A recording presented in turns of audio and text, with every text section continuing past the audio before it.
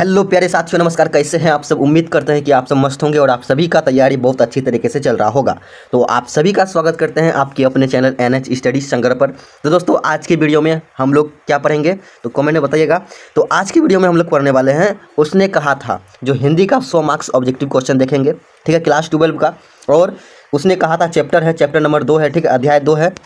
और इस चैप्टर को लिखने वाला है चंद्रधर शर्मा गुलेरी जी, ठीक है। और इसका जन्म बताइएगा फटाफट। तो इसका जन्म हुआ था, याद रखिएगा, कब? 7 जुलाई 1883 को हुआ था। और इसका निधन कब हुआ था? तो निधन याद रखिएगा, इसका हुआ था 12 सितंबर 1922 को हुआ था, ठीक है, बताइएगा। और इसका जो है जन्म कब हुआ था, जन्म कहाँ हुआ था बताइएगा कमेंट में।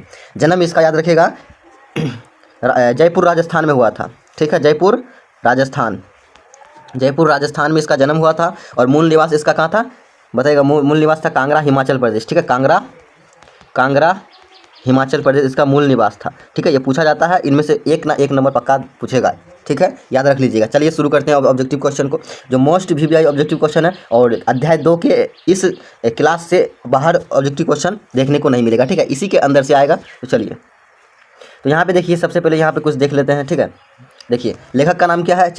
लेखक का नाम है चंद्रधर शर्मा गुलेरी जी। इसका जन्म हुआ था 7 जुलाई 1883 को, जो अभी हम बताएं। और जयपुर राजस्थान में जन्म हुआ था, ठीक है। और पिताजी का नाम पंडित शिवराम था, ठीक है, ये भी आपको याद रखना है, ठीक है। ये एक प्रकार क्या कहानी है, ठीक है। चलिए, और इन्होंने कुल कितने कहानी लिखे थे? 3 कहानी लिखे थे। एक है बुद्ध की काटा, सुखमय जीवन और उसने कहा था, ठीक है। बुद्ध की काटा कब लिखा था? 1911 में, ठीक है। और ये भी लिखे थे 1911 में, लेकिन उसने कहा था कब लिखे थे? 1915 में लिखे थे, ठीक है। इतना ऑब्जेक्टिव क्वेश्चन आपको क्लियर हो गया, ठीक है। ये सब भी पूछा जाता है, ठीक है। चलिए, चैप्टर का नाम क्या है? उसने कहा था, ठीक है। और इसका मेन कैरेक्टर कौन है? याद रखिएगा, लहना सिंह है, ठीक है। चलिए ऑब्जेक्टिव क्वेश्चन को देखते हैं। चलिए, यहाँ पे देखिए, पहला नंबर ऑब्जेक्टिव क्वेश्चन आ गया है आपके स्क्रीन के सामने, ठीक है। पहला नंबर ऑब्जेक्टिव क्वेश्चन बोलिएगा कि उसने कहा था कहानी में किस शहर का चित्रण किया गया है? तो याद रखिएगा, उसने कहा था कहानी में अमृतसर के बारे में चित्रण किया गया है। इसी भरे बाजार में जो है लहना सिंह और सूबेदारनी का पहला जो है मुलाकात होता है, ठीक है। चलिए, ऑप्शन नंबर ए इसका करेक्ट आंसर हो जाएगा, ठीक है। और जयपुर में इसका जन्म हुआ था, ये भी आपको याद रखना है। चलिए, दूसरा नंबर क्वेश्चन देखिए। दूसरा नंबर क्वेश्चन है कि लहना सिंह की मृत्यु किसकी गोद में हुई थी, ठीक है। तो लहना सिंह की मृत्यु याद रखिएगा वजीरा सिंह की गोद में हुए थे। वो चाहते थे कि कीरत सिंह की गोद में हो, लेकिन वो उसकी मृत्यु कहाँ हुई थी? वजीरा सिंह के गोद में हुई थी। और वजीरा सिंह क्या थे? पलटन का विदूषक थे, ये भी आपको याद रखना है। विदूषक मतलब क्या होता है? तो विदूषक का मतलब होता है जोकर, ठीक है, जोकर होता है, ठीक है। चलिए,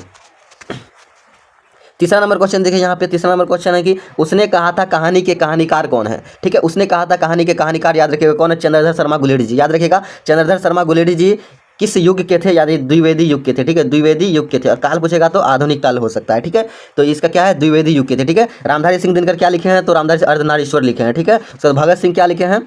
तो एक पत्र और क्या लिखे? एक पत्र और लेख, लेख और एक पत्र, ठीक है। उसके बाद बालकृष्ण भट्ट क्या लिखे? बातचीत लिखे हैं, ठीक है। चलिए, इतना क्लियर है। चलिए, चौथा नंबर क्वेश्चन देखिएगा कि पलटन का विदूषक कौन था? अभी हम बताए थे कौन था? वजीरा सिंह था, ठीक है। ऑप्शन नंबर सी इसका करेक्ट आंसर हो जाएगा, ठीक है। चलिए, 5 नंबर क्वेश्चन देखिए कि लहना सिंह के गांव का क्या नाम था? तो लहना सिंह के गांव का नाम क्या था? मांझे था, ठीक है। लहना सिंह के गांव का नाम क्या था? मांझे था। ऑप्शन नंबर बी इसका करेक्ट आंसर हो जाएगा। और मंगरे किसका था? ठीक है, मंगरे याद रखिएगा सूबेदारनी का, ठीक है। मंगरे किसका था? सूबेदारनी का, ठीक है। ये भी आपको याद रखिएगा, दोनों में से एक क्वेश्चन देखने को मिलेगा। चलिए, 6 नंबर क्वेश्चन देखिए कि भारतीय सिपाहियों का किसके साथ संघर्ष हुआ था? तो भारतीय सिपाहियों का किसके साथ संघर्ष हुआ था? तो किसके साथ हुआ था? जर्मनी के साथ हुआ था। ऑप्शन नंबर डी इसका करेक्ट आंसर हो जाएगा, जर्मनी के साथ हुआ था। चलिए, 7 नंबर क्वेश्चन देखिए ध्यान से। 7 नंबर क्वेश्चन क्या कह रहा है कि सिख राइफल्स के जमादार लहना सिंह का नंबर क्या था? तो सिख राइफल्स के जमादार लहना सिंह का नंबर क्या था? 77 था, ठीक है। ऑप्शन नंबर ए इसका करेक्ट आंसर हो जाएगा, ठीक है। चलिए, 8 नंबर क्वेश्चन देखिए कि लहना सिंह सूबेदार हजारा सिंह के लड़के का क्या नाम था? तो सूबेदार हजारा सिंह के लड़के का नाम बोधा सिंह, ठीक है। यही सूबेदार है जो सूबेदारनी के लास्ट में क्या बन गए थे? पति बने थे, ठीक है, सूबेदारनी के पति। चलिए, तो क्या हो जाएगा? ऑप्शन नंबर इसका क्या हो जाएगा? ए करेक्ट आंसर हो जाएगा, ठीक है। चलिए, 9 नंबर क्वेश्चन देखिए कि जर्मन लफ्टन को किसने मार गिराया था? बताइए, जर्मन लफ्टन को किसने मार गया था? तो लहना सिंह मार गए थे। ऑप्शन नंबर सी इसका करेक्ट आंसर हो जाएगा। कौन? तो लहना सिंह। वजीरा सिंह पलटन का विदूषक था, बोधा सिंह हजारा सिंह का बेटा था, ठीक है। और सूबेदार कौन था? बताइए, सूबेदार यही हजारा सिंह था, सूबेदार, ठीक है। चलिए 10 नंबर क्वेश्चन देखिए कि सरकार ने सूबेदार को जमीन कहाँ दी थी। तो सरकार ने सूबेदार को जन्म दिया था लायलपुर। लायलपुर कहाँ है? पाकिस्तान में, याद रखिएगा, क्योंकि उस समय जो है पाकिस्तान और हिंदुस्तान दोनों एक ही था, ठीक है, हिंदुस्तान दोनों एक ही था, ठीक है, अलग नहीं थे उस समय, ठीक है। चलिए 11 नंबर क्वेश्चन देखिए कि सिर्फ राइफल्स के जमादार लहना सिंह का नंबर क्या था? अभी हम देखे थे 77 था। ऑप्शन नंबर ए इसका करेक्ट आंसर हो जाएगा। चलिए ठीक है, 12 नंबर क्वेश्चन है कि गुलेरी जी किस गांव के मूल निवासी थे। तो गुलेरी जी किस गांव के मूल निवासी थे? तो गुलेर गांव के, ठीक है, ऑप्शन नंबर बी इसका करेक्ट आंसर हो जाएगा। देखिए गुलेरी तो गुलेर, ठीक है, ऑप्शन इससे याद कर सकते हैं, ठीक है। चलिए 13 नंबर क्वेश्चन देखिए कि गुलेरी जी का जन्म हुआ था, बताइए गुलेरी जी का जन्म हुआ था कहाँ हुआ था? तो गुलेरी जी का जन्म हुआ था जयपुर राजस्थान में। अगर मूल निवास पूछेगा तो क्या हो जाएगा? कांगड़ा हिमाचल प्रदेश, ठीक है, ऑप्शन नंबर सी इसका ऑप्शन नंबर बी सही हो जाएगा, ठीक है। जब मूल निवास पूछेगा तो कांगड़ा हिमाचल प्रदेश, दिखा, ठीक है, क्लियर यहाँ तक। चलिए 14 नंबर क्वेश्चन देखिए कि सुखमय जीवन किसकी रचना है। तो याद रखिएगा सुखमय जीवन उसने कहा था बुद्ध की कांटा, ये तीनों किसका है? सुखमय जीवन उसने कहा था और बुद्ध की कांटा, ये तीनों किसका है? तो चंद्रधर शर्मा गुलेरी जी का, ऑप्शन नंबर ए इसका करेक्ट आंसर हो जाएगा। चलिए उसने कहा था कहानी कब प्रकाशित हुआ था? तो उसने कहा था कहानी 1915 में प्रकाशित हुए थे, लेकिन जो बुद्ध की कांटा और सुखमय जीवन है वो 1911 में हुए थे, ठीक है। तो इसका सही जवाब हो जाएगा 1915, ऑप्शन नंबर सी इसका करेक्ट आंसर हो जाएगा, ठीक है। चलिए 16 नंबर क्वेश्चन देखिए ध्यान से कि कछुआ धर्म किसकी कृति है, ठीक है, कछुआ धर्म जो है वो किसकी कृति है? तो याद रखिएगा कछुआ धर्म किसका है? कछुआ धर्म किसका है? चंद्रधर शर्मा गुलेरी जी का है, ठीक है, ऑप्शन नंबर डी इसका करेक्ट आंसर हो जाएगा। चलिए 17 नंबर क्वेश्चन देखिएगा। 17 नंबर क्वेश्चन क्या कह रहा है कि सरकार ने सूबेदार को जमीन कहाँ दी थी? तो अभी हम बताए थे लायलपुर में, ठीक है, लायलपुर पाकिस्तान में है, ठीक है, लायलपुर में, ठीक है। चलिए उसके बाद क्या है? पुरानी हिंदी रचना है। तो बताइए पुरानी हिंदी किसकी रचना है? तो पुरानी हिंदी किसकी रचना है? चंद्रधर शर्मा गुलेरी जी का रचना है पुरानी हिंदी, याद रखिएगा, ठीक है, ऑप्शन नंबर डी इसका करेक्ट आंसर हो जाएगा। चलिए 19 नंबर क्वेश्चन देखिए ध्यान से। 19 नंबर क्वेश्चन है कि कौन सा निबंध गुलेरी रचित नहीं है? बताइए गुलेरी द्वारा रचित इनमें से कौन नहीं है? देवानाम प्रिय है, मजदूरी और प्रेम, पुरानी हिंदी है, अभी हम देखें पुरानी हिंदी, मोहर्षि मोही कुठाब है, लेकिन मजदूरी और प्रेम नहीं है, ऑप्शन नंबर बी इसका करेक्ट आंसर हो जाएगा, ठीक है। चलिए बोधा सिंह, चलिए बोधा सिंह कौन था? बताइए बोधा सिंह कौन था? तो हजारा सिंह का क्या था? बेटा था, ठीक है, हजारा सिंह का बेटा था, हजारा सिंह का भाई था, गलत, लहना सिंह का भाई था, गलत, वजरा सिंह का भाई था, गलत, सूबेदार हजारा सिंह का बेटा था, ऑप्शन नंबर डी इसका करेक्ट आंसर हो जाएगा, ठीक है। चलिए 21 नंबर क्वेश्चन देखिए ध्यान से कि चंद्रधर शर्मा गुलेरी की कहानी कौन सी है? तो चंद्रधर शर्मा गुलेरी की कहानी इनमें से कौन सी है? तो याद रखिएगा चंद्रधर शर्मा गुलेरी की कहानी उसने कहा था, ऑप्शन नंबर सी इसका करेक्ट आंसर हो जाएगा। और तिरिच को किसने लिखे हैं? उदय प्रकाश, ठीक है, तिरिच को कौन लिखे? उदय प्रकाश ने लिखे हैं, ठीक है। रोज कहानी को किसने लिखे? सचिदानंद हीरानंद व सैन ऐगे लिखे हैं। जूठन को किसने लिखे हैं? तो जूठन को याद रखिएगा कौन लिखे? ये एक आत्मकथा है जो ओम प्रकाश वाल्मीकि लिखे हैं, ठीक है, ओम प्रकाश वाल्मीकि लिखे हैं, ठीक है, याद रखिएगा। चलिए 22 नंबर क्वेश्चन देखिए, ठीक है, 22 नंबर क्वेश्चन क्या कर रहा है कि कौन सी कहानी चंद्रधर शर्मा गुलेरी की लिखी हुई नहीं है?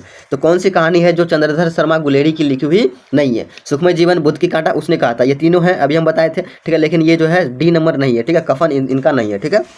चलिए 23 नंबर क्वेश्चन देखिएगा कि लहना चंद्रधर शर्मा गुलेरी किस युग के कहानीकार हैं? बताइए चंद्रधर शर्मा गुलेरी जी किस युग के कहानीकार है? अभी हम बताए थे, क्या होगा? ऑप्शन नंबर ए इसका करेक्ट आंसर हो जाएगा। कौन? तो द्विवेदी युग के, ठीक है, और बालकृष्ण भट्ट किस युग के थे? तो वो थे भारतेंदु युग के, ठीक है। चलिए यहाँ तक क्लियर है। चलिए 24 नंबर क्वेश्चन देखिए कि कुरमाई का क्या अर्थ होता है? तो याद रखिएगा कुरमाई का अर्थ होता है मंगनी, ठीक है, मंगनी होता है, ऑप्शन नंबर जो इसका हो जाएगा ए करेक्ट आंसर हो जाएगा, ठीक है। चलिए क्या है 25 नंबर क्वेश्चन देखिए कि उसने कहा था कहानी कितने भागों में विभक्त है? तो उसने कहा था कहानी टोटल 5 भागों में विभक्त है, ठीक है। देखिए पहला और 5वां, ठीक है, ये दोनों में प्रेम का दृश्य को दिखाया गया है, जबकि दूसरा तीसरा और चौथा में किसको बताया गया? युद्ध का वर्णन किया गया है, ठीक है। ऑप्शन नंबर जो इसका हो जाएगा 5 भागों में, ऑप्शन नंबर डी इसका करेक्ट आंसर हो जाएगा, ठीक है।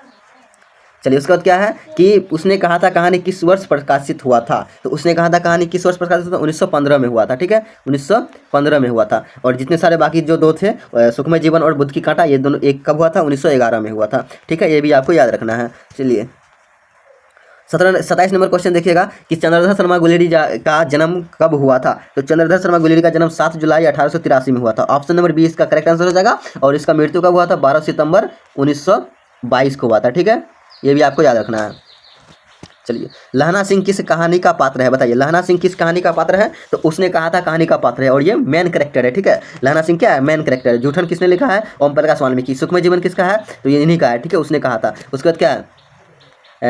तिरिच किसका है? उदय प्रकाश का है, ठीक है। चलिए उसने कहा था कहानी किस प्रकार की कहानी है, बताइए। उसने कहा था कहानी किस प्रकार की कहानी है, चरित्र प्रधान नहीं है, गलत। कर्म प्रधान, हाँ कर्म प्रधान है, धर्म प्रधान नहीं है, धर्म को बढ़ावा नहीं दिया है, इसमें क्रम को बढ़ावा दिया है, ठीक है। तो ऑप्शन नंबर जो है इसका बी करेक्ट आंसर हो जाएगा, ठीक है। और युद्ध की भी एक कहानी, ठीक है, दिव्य प्रेम की कहानी आ सकता है, तो ये भी हो जाएगा सही। उसके बाद क्या है, 30 नंबर क्वेश्चन देखिए कि पुरानी हिंदी रचना किसकी है। तो पुरानी हिंदी रचना याद रखिएगा किसकी है, चंद्रधर शर्मा गुलेरी जी का पुरानी हिंदी है, ठीक है। चलिए अब बताइए नामवर सिंह क्या लिखे हैं। तो नामवर सिंह याद रखिएगा परगित और समाज लिखे हैं, ठीक है, परगित और समाज लिखे। हजारी प्रसाद द्विवेदी जो है इसको तो 10 क्लास में है इसका, ठीक है। चलिए लहना सिंह किस पद पर था, बताइए। लहना सिंह किस पद पर था, तो लहना सिंह याद रखिएगा किस पद पर था, जमादार के पद पर था, ठीक है। सूबेदार के पद पर कौन था, तो सूबेदार के पद हजारा सिंह था, ठीक है। सूबेदार के पद पर कौन था, हजारा सिंह था, ठीक है। चलिए 32 नंबर क्वेश्चन देखिएगा कि बचपन में लहना सिंह किस लड़की से बार बार कौन सा प्रश्न करता था, यानी कि लड़की से बार बार कौन सा प्रश्न करता था लहना सिंह, तेरी कुरमाई हो गई क्या, हाँ यही ऑप्शन नंबर सी इसका करेक्ट आंसर हो जाएगा, ठीक है। कुरमाई की के बारे में बात करता था, ठीक है, और धत करके भाग गई थी, ठीक है। चलिए 33 नंबर क्वेश्चन देखिएगा कि लहना सिंह नहीं है, लेफ्टिनेंट साहब सूबेदार को कितने आदमी खंडक में छोड़कर जाने को कहा था, बताइए। कितने आदमी को खंडक में छोड़कर जाने को कहा था, 10 आदमी को ना, ऑप्शन नंबर 20 शायद करेक्ट आंसर हो जाएगा, ठीक है। कितने आदमी को, 10 आदमी को, 10 आदमी को छोड़कर जाने के लिए कहा था। चलिए क्या है 34 नंबर क्वेश्चन देखिएगा कि अमृतसर में लहना सिंह के कौन थे, बताइए। अमृतसर में लहना सिंह के कौन थे, मामा थे, दोनों अपने अपने मामा के यहाँ आए थे, ठीक है।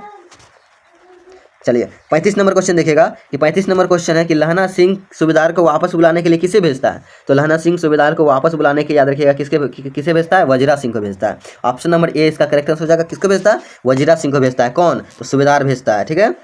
सूबेदार को बुलाने के लिए लहना सिंह भेजता है। चलिए उसका क्या है यहाँ पे देखिए कि सूबेदारनी ने अपने पति एवं पुत्र की रक्षा के लिए किससे कहा था, बताइए। किससे कहा था, अपने पति और पत्नी की रक्षा करने के लिए, पुत्र की रक्षा करने के लिए, तो किसे कहा था, लहना सिंह को कहा था, ठीक है। तो वो बोले थे कि जिस प्रकार तुम मुझे बचपन में बचाए थे, ठीक उसी प्रकार मेरे बच्चे और मेरे पति को रक्षा करना, ठीक है। और वो वादा पूरा करके दिखाए थे, ठीक है। ऑप्शन नंबर 20 का करेक्ट आंसर हो जाएगा। चलिए उसके बाद क्या है, लहना सिंह का सिर अपनी गोद में लेकर कौन बैठा था, वजीरा सिंह, ठीक है। वजीरा सिंह देखिए घुमा के क्वेश्चन पूछ सकता है, ठीक है। चलिए 38 नंबर क्वेश्चन देखिए कि लहना सिंह के मामा कहाँ के रहने वाले थे। तो लहना सिंह के मामा कहाँ के थे, अमृतसर के रहने वाले थे। ऑप्शन नंबर 20 का करेक्ट आंसर हो जाएगा। चलिए कोई दिक्कत नहीं है। 39 नंबर क्वेश्चन देखिए कि कीरत सिंह कौन था। तो कीरत सिंह याद रखिएगा कौन था, लहना सिंह का कौन था, भतीजा था, भाई था, क्या था बताइए। तो लहना सिंह का भतीजा था ना, ऑप्शन नंबर 20 का करेक्ट आंसर कौन था, भतीजा था। चलिए तो हमारा ऑब्जेक्टिव क्वेश्चन यहाँ पे क्लियर हुआ। तो बताइए 39 में आपका कितना सही हुआ है, ठीक है, कितना सही है हुआ है बताइएगा फटाफट, ठीक है। 39 बताइए कितना बटे 39 हुआ है आपका, बताइए फटाफट, ठीक है। चलिए तो क्लास कैसा लगा, अच्छा लगा तो थोड़ा सा भी यूजफुल रहा तो चैनल को सब्सक्राइब कर दीजिएगा। सिर्फ एक सब्सक्राइब करना है, क्योंकि हमारे द्वारा जितने सारे नोटिफिकेशन होंगे वीडियो के वो आप तक पहुंच पाएगा, ठीक है, और बिना किसी दिक्कत के पहुंच पाएगा। तो हमारे चैनल को पहले सब्सक्राइब कर लीजिएगा और बेल आइकन को ऑन कर दीजिएगा, ठीक है।